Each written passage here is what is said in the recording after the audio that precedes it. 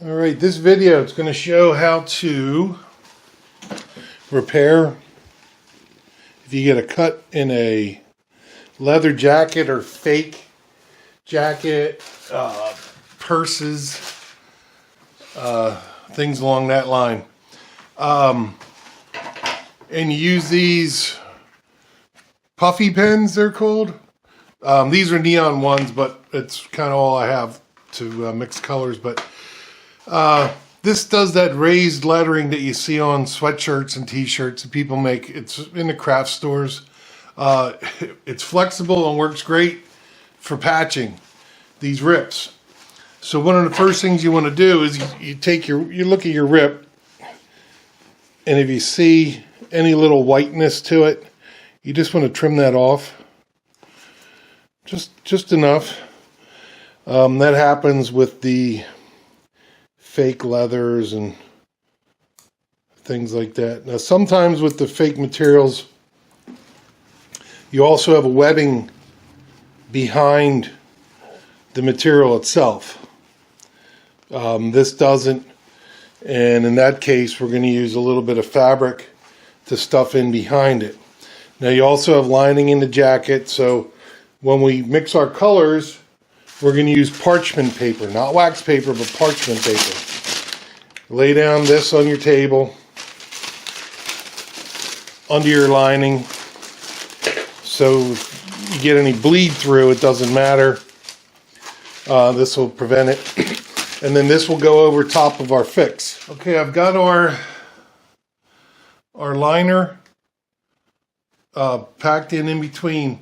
Now when I mix the colors, what I tend to do, this is a dark chocolate brown. When you're looking at a color spectrum, this works best when you're in a craft store and you see what color pens you have. So say we're going to take these two examples. You look on the color spectrum of everything that's there, what you have, and you look what your target color is. If your target color is, say, in the middle here, which would be a combination of these two, you match these on the color scale, and then you can see this would be 1/3 portion and 2/3 portion of this approximately, and it gives you a really good starting base for mixing a color. So I'm going to just take some of this stuff, and not a whole lot, but enough, and I'm just going to go with the green, and then I have black, and then I take these and just mix it together. And I won't bore you with this process, but you just try to mix the colors to best duplicate the color of your jacket. Okay, so now I'm zoomed in on our thing, and our color, this is a little darker than what it should be, but with the right color set, you can get everything matched. My set's neon colors, and it's not the best. So what you want to do is you want to take the stuff and just get in behind it, because you're bonding to the material that you added as a liner in there, and then also the back of your leather or fake leather. And once you get a good amount of that filled in there, you want to get it around the edges of your cut or rip. And this is where it's going to get a little messy. So take this, stretch your fabrics, and you can take a napkin and remove a bunch of the heavy stuff, but leave some stuff because you want it to fill the crack of the rip. And then take another piece of parchment paper and lay it over flat.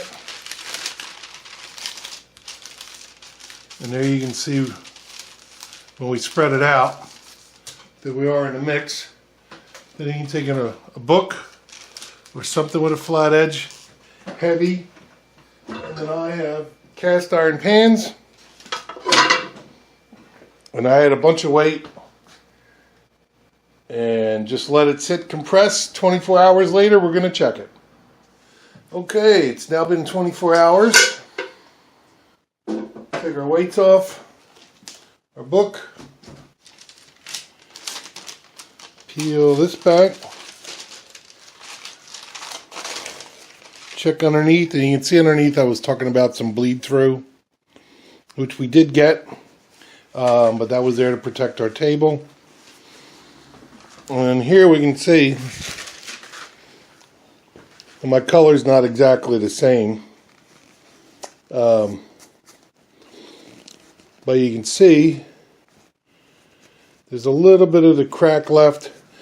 And if you need to, you can always still put a little more over. Lay this back on top. I had a little excess here I should have cleaned a little better.